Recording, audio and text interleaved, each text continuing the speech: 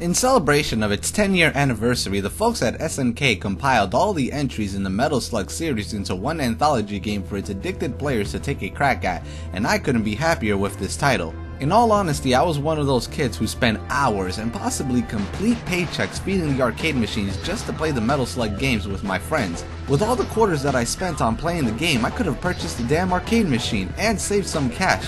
Yep, I am now a recovered Metal Slug addict. Hello, my name is Bob and I'm a drug addict.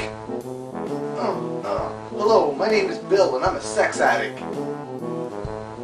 Hello, my name is Phil Master Adam and I'm an alcoholic. Cheers, motherfuckers. We love you, Adam. Hello, my name is Spidey and I just traded in my TV for crack, Metal Slug. So to sum things up, I've been looking forward to something like this for a long time now. So how does it fare? Well, let's take a look. The game is compiled from the first games in the Metal Slug series until the 6th one, and with the bonus of Metal Slug X, but the 7th game in the series is missing for some odd reason. Things are pretty straightforward like in its arcade day, with you picking one of your 4 characters and setting off to kill anything that moves in a hail of gunfire.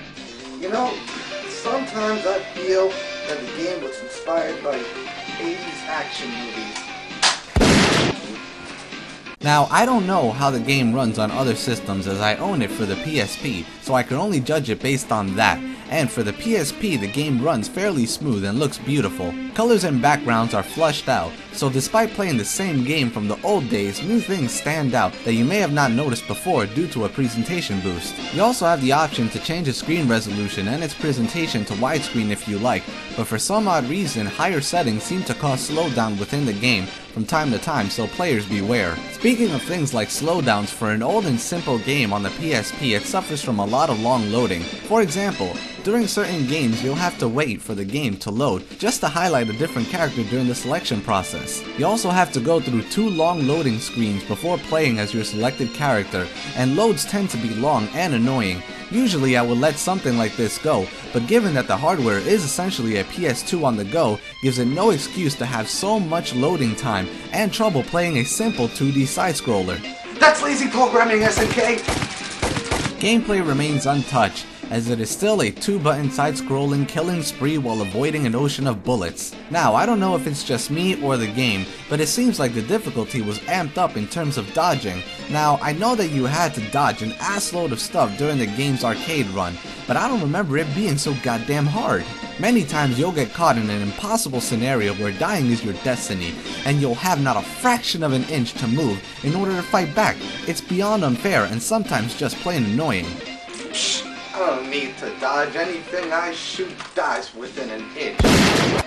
Other titles in the anthology like Metal Slug 6 change things up by carrying over attributes with certain characters. One can give you more bombs while another one will have a machine gun as their primary weapon, which changes the pace of things and even outs the game a bit. Aside from that, gameplay and the entries in the game generally remain untouched, with the exception of its increased difficulty, but even that can be overlooked with the ability to change how many lives you get, or you can even set it to unlimited lives and run a rampage with 0 effort. Unlimited lives? That's absurd, SNK. Nobody could come back from a shotgun wound or a gun wound. Everybody knows that.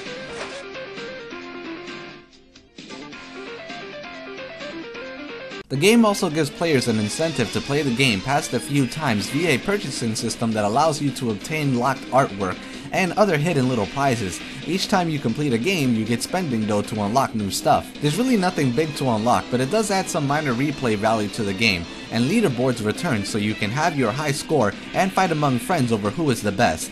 There's multiplayer, which can be fun, but sadly it's only local ad hoc and not true Wi-Fi, so multiplayer isn't like other games. In the end, the game serves for a standard fun time, but really caters to the nostalgic hardcore Metal Slug fans out there who are craving for their 2D side-scrolling chaos. Metal Slug Anthology gets a 3.5 out of 5.